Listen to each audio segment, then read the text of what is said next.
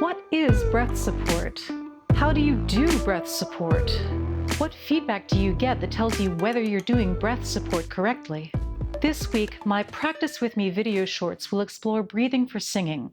You'll find links to these daily practices in the description below. But first, I invite you to contemplate the question of how does breath support the voice, as well as why this is a source of such widespread confusion and disagreement. By the end of this video, my hope is that you will understand the answer to both of these questions. If you ask a dozen voice teachers what breath support is and how to do it, you will probably get a dozen different answers, and many of them will be in direct contradiction with each other. In fact, this was one of the things that got me so interested in becoming a voice teacher myself. First, my definition. Breath support is anything you do to regulate your subglottal breath pressure while singing. Subglottal breath pressure means the air pressure below your glottis, also known as your vocal folds. When you speak or sing, your vocal folds vibrate because the air pressure below your glottis is greater than the air pressure above your glottis. These conditions must be present in order to produce vocal sound. See my video on Bernoulli's principle for a more detailed explanation. So why do we need to regulate our subglottal breath pressure while singing? Sometimes you may not need to at all, or very much, depending on the quality of the inhalation that preceded the phrase and the quality of your expressive energy while you sustain the phrase. But often we do need to regulate our subglottal breath pressure while singing, particularly if it is a long and/or loud phrase, because the level of breath pressure present in your lungs when you started the phrase begins to slowly drop while you sustain the phrase. It's not just that there is gradually less air inside your lungs while you progress through the phrase. It's that your intra-abdominal pressure also contributes to the level of breath pressure inside your lungs, and your intra-abdominal pressure also decreases over the course of the phrase. I'll explain why. Take a really deep, slow breath and notice where you feel your body expanding as you inhale. Your lungs are housed way up inside your rib cage, but hopefully you can feel a more global sense of expansion that moves not only your ribs, but also expands your abdomen, your sides. Maybe you even feel some expansion in your back. Clearly, it's not just the pleural sacs that house your lungs that you feel expanding when you inhale. That's because when you inhale, your diaphragm, the largest and most powerful muscle of inhalation, contracts, descends, and flattens out in order to create a vacuum that sucks air into your lungs. Your diaphragm sits below your lungs and separates your torso into the upper thoracic cavity and the lower abdominal cavity. When the diaphragm descends, it moves down into your abdominal cavity, moving all the stuff in there out of its way and expanding your abdominal volume. If you're familiar with my channel, you see me playing with balloons a lot. That's because when you blow it up, the rubber of the balloon behaves in a way that's very similar to the way the fascia in our bodies behaves. Fascia comprises the connective tissue that houses all of our organs, all of our muscles, creating containers for our anatomical components and keeping them all organized. When you inhale, what you're feeling expanding is your fascia. When you inhale deeply, you infuse your fascia with energy potential, which is also what happens when I blow up the balloon. Inflating it stretches out the rubber and infuses it with energy potential. When the balloon is full, the air pressure inside the balloon is greater than the air pressure outside the balloon, and that is why I can...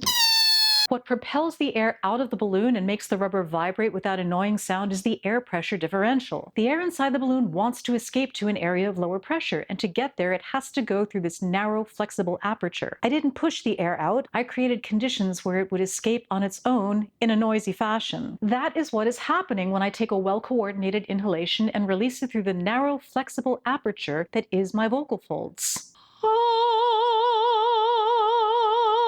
I did not mobilize my abs or hold my ribs open, I just released my breath, and the air pressure differential plus my intention to phonate was all that was required. You'll have to take my word for it, but if you were in the room with me, I would be able to show you that there is no active engagement in my abdomen or rib cage. So why isn't it sufficient to just release my breath like that? Well, as I said at the beginning of this section, the quality of your inhalation determines the quality of your subglottal breath pressure at the onset of a phrase. I didn't sustain that note for very long. If I had sustained it much longer, I would have had to do something to be able to keep the level of my subglottal breath pressure high enough to be able to continue sustaining the note with the same quality. Because as the volume of air in my lungs decreases, along with that decrease in the intra-abdominal pressure advantage I got from infusing my fascia with energy potential, my subglottal breath pressure will become insufficient unless I do something about it. The something that I do about it is what we might call breath support. Now I'll show you what happens when I sustain that note longer and allow my support system to kick in when it's needed.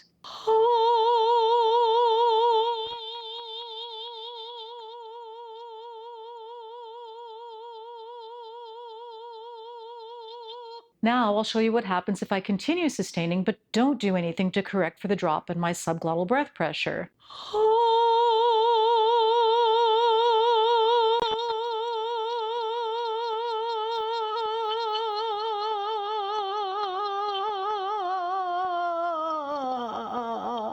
I never know quite what's going to happen when I do that. Sometimes it fizzles out. Sometimes the pitch drops, even though I'm really trying to keep singing the same pitch. But what did I do to support continued consistent vocal production? I'm going to tell you later because it's not necessarily the same thing that you should do. Spoiler, the reason there is so much confusion about the right way to do breath support is that the same strategies will not work for everyone. However, there are some things that all efficient breath management systems have in common, and that is what I would like to talk about next. Skillful breath support sustains the quality of phonation created by a well-coordinated inhalation and a balanced onset. What do I mean by all that? Well, if you take a well-coordinated inhalation, you will expand and infuse your fascia with energy potential. If you release that breath in a way that vibrates your vocal folds in an uncomplicated fashion, you will get what I call a balanced onset. Your vocal folds will just start vibrating. A skillful breath support system sustains that vibration by helping to maintain adequate subglottal breath pressure over the course of the phrase that you are singing. It must elegantly and incrementally confer additional pressure on the remaining air in your lungs. We do this by both accelerating the rate of airflow and by decelerating the rate of airflow. Anything you do to push the air out will accelerate the rate of your airflow. Anything that holds the air back will decrease the rate of your airflow. The best breath support system for you will be one that enables you to accelerate and/or decelerate the rate of your airflow in a way that does not impinge on other components of your vocal anatomy. Simultaneously accelerating the rate of your airflow and decelerating the rate of your airflow is what causes a kind of compression that increases the breath pressure inside your lungs. Some examples of things that you can do to accelerate your airflow rate include mobilizing your abdominal muscles, drawing your ribs inward, and driving your sternum down. Examples of things you can do to decelerate your airflow include keeping your ribcage open, which creates a kind of a vacuum. Some people can similarly keep their abdomens expanded to create the same effect. I'm not honestly sure if it is possible to intentionally inhibit the ascent of the diaphragm, but if it is, that would also decelerate your airflow. You can also tighten up your throat. That will definitely decelerate your airflow. Hopefully you can see that there are lots of combinations of acceleration and deceleration that could result in sustaining the level of subglottal breath pressure as needed to navigate a given phrase. What matters is that you find a way to do it that feels good to you once you get used to it and does not interfere with vocal production. Unfortunately, the most expedient way to amp up your breath pressure is to accelerate the airflow by mobilizing your abs while also valving off your throat to decelerate the airflow, otherwise known as hook and push. As is the case with many things about singing, the most expedient way to do something is usually not the most efficient or sustainable way to do it. Hook and push will fatigue your vocal folds and lead to tight abs that become progressively more difficult to relax the way you need them to for full expansive inhalation. Ideally, you need to find a way to regulate your subglottal breath pressure in ways that do not hijack your vocal folds, which need to be free to vibrate, tune your pitches, and modulate your registration. If you recruit them for your breath management system, you will fatigue quickly, and your options for your vocal range and dynamics will be unnecessarily limited. I'm going to sustain a lengthy pitch again. At some point, my subglottal breath pressure will drop below the point adequate to continue sustaining, and my support system will kick in. See if you can tell when it happens and what I'm doing.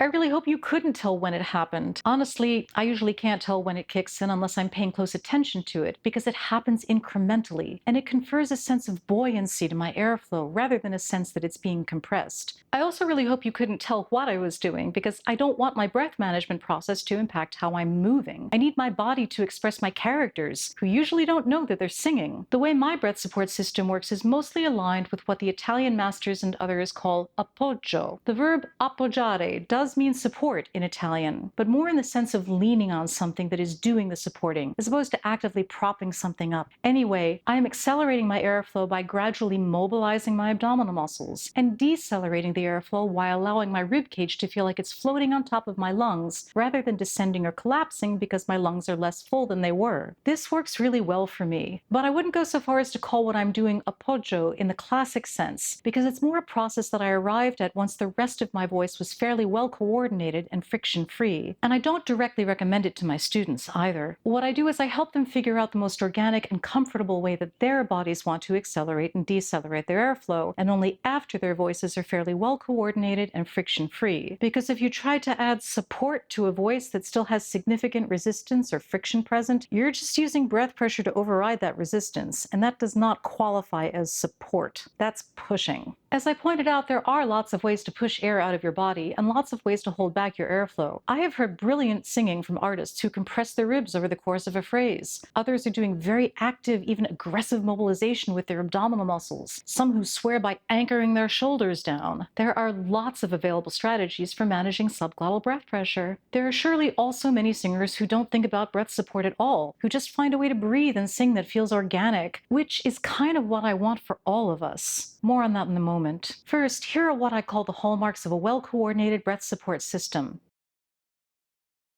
It does not interfere with or encroach on the space around your larynx and vocal folds. This mostly has to do with inhalation, but a well-coordinated inhalation is an important part of your breath support system. Notice if your shoulders elevate when you inhale. Notice if your neck tightens or pulls your head back when you inhale. Work on alleviating tensions that involve or encroach on your neck.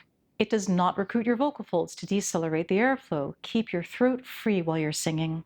It is sustainable over the course of a phrase. Are you mobilizing your abs buoyantly and continuously, or are you engaging or even thrusting with them sporadically? Support is ideally something you do over the course of a phrase, not your ace in the hole when you're not sure the high note is going to come out, so you suddenly engage and push on it. It promotes easy inhalation. If you're engaging your abs or your ribs as part of your support system, the engagement needs to have a quick release valve, like my Instant Pot. If those muscles remain engaged or tight at the end of a phrase, they will limit your ability to take a full, well-coordinated inhalation for the subsequent phrase. Over time, hopefully not too much time, it begins to feel organic to you, like it's just an exaggerated form of how you would be breathing anyway, same as singing could be described as an exaggerated form of what you would be saying anyway. I believe that your best breath management strategies will come from simply expanding what you are already doing organically when you breathe. That is why I feel that it's best not to be prescriptive about developing breath support. My theory is that we developed so many different approaches to breath support because we have great singers who then became voice teachers